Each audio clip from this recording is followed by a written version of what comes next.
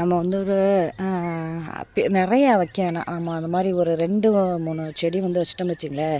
இந்த மாதிரி அப்படியே சைடில் வந்து அப்படியே துளிர் விட்டு வரும்போது இந்த மாதிரி எலசா நம்ம வந்து எடுத்து சாம்பார் வச்சு சாப்பிடும்போது அவ்வளோ சத்துங்களுக்கு. அந்த முருங்கைக்கீரைக்கு வந்து அவ்வளோ இரும்புச்சத்து அதிகங்க. இரும்புச்சத்து வந்து அதிகம். அதனால் நம்ம டாக்டர்லாம் வந்து நிறைய பேர் பரிந்துரை பண்ணுவாங்க, முருங்கைக்கீரை வந்து நிறைய எடுத்துக்கோங்க, அது வந்து உடம்புக்கு நல்லது, ரத்தம் வந்து அதிகமாக கிடைக்கும், ரத்தம் கம்மியாக இருக்கவங்க வந்து முருங்கைக்கீரையும் நிறைய எடுத்துக்கலாம், இரும்புச்சத்து அதிகங்க இந்த முருங்கைக்கீரைக்கு.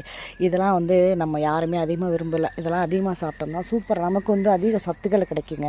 இது வந்து சூப் வச்சு சாப்பிட்லாம், பொரியல் பண்ணி சாப்பிட்லாம், பாசி பருப்பு போட்டு அப்படியே கடைஞ்சி சாப்பிட்லாம், சூப்பராக இருக்குங்க. நான் வந்து முட்டை எதில் வேணாலும் நம்ம போடுவேங்க. முட்டை பொரியல் பண்ணோம்லாம் முட்டை போடுவேன்.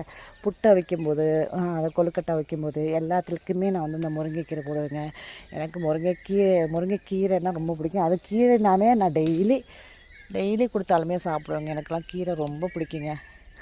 நான்வெஜ்ஜெல்லாம் நான்லாம் அதிகமாக எடுத்துக்க மாட்டேன். இந்த மாதிரி சைவம் கீரைனா எனக்கு ரொம்ப பிடிக்குங்க. பாருங்க எவ்வளோ ஃப்ரெஷ்ஷாக காலையிலே நம்ம மாடி தோட்டத்துக்கு வந்து இங்கே பாருங்கள் எவ்வளோ ஃப்ரெஷ்ஷாக நம்ம வந்து எடுத்துருக்க பாருங்கள் முருங்கைக்கீரை. இதை வச்சு நம்ம வந்துட்டு இன்றைய சமையலுக்கு வந்து சாம்பார் வந்து நம்ம வச்சுக்கலாங்க. இங்கே பாருங்கள் எவ்வளோ ஃப்ரெஷ்ஷாக சூப்பராக இருக்கா. இவ்வளோ போதுங்க. நம்ம வந்து நிறைய நமக்கு ஒரு கட்ட அளவுக்குலாம் நம்ம வேணாம், இந்த அளவுக்கு நமக்கு இருந்தால் போதும். இப்போ இங்கே பாருங்கள் எவ்வளோ இருக்குது பாருங்கள். இன்றைக்கி நம்ம வந்து என்னென்ன எடுத்துருக்குன்னு சொல்லி பார்க்கலாமா?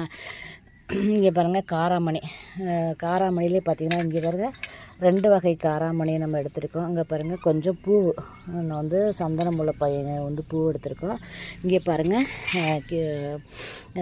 இதில் எத்தனை வகையான மிளகாய் இருக்குது பாருங்கள். இது வந்து பர்பிள் கலர் காந்தாரி. இது வந்து 1000 காய்ச்சி மிளகாங்க, 1000 காய்ச்சி மிளகாய். இது வந்துட்டு பார்த்திங்கன்னா சாம்பார் மிளகாய். இது வந்து பார்த்திங்கன்னா காஷ்மீர் சில்லி. இது வந்துட்டு பார்த்திங்கன்னா சந்தன காந்தாரிலே வந்து இது ஒரு வகையான காந்தாரி, இது ஒரு வகையான காந்தாரிங்க. மிளகாய் வந்து கொஞ்சம் நமக்கு நிறையாவே எடுத்திருக்கேன். இப்போ கொஞ்சம் இவ்வளோ தாங்க எடுத்திருக்கேன். இன்னும் நிறையா இருக்குது. எப்போவுமே நான் வந்துட்டு ரெகுலராகவே ஒரு சின்ன பிளேட்டை எடுத்துகிட்டு வந்துட்டேன். இங்கே வந்து பார்க்கும்போது மிளகாய் நமக்கு நிறையா இருந்துச்சு. நீ கொஞ்சம் மிளகாலாம் எடுத்துக்கிட்டேன்.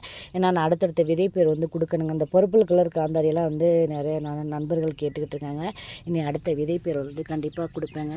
தொடர்ந்து நம்ம வீடியோஸ் வந்து ஃபாலோ பண்ணுங்கள். தேங்க்யூ.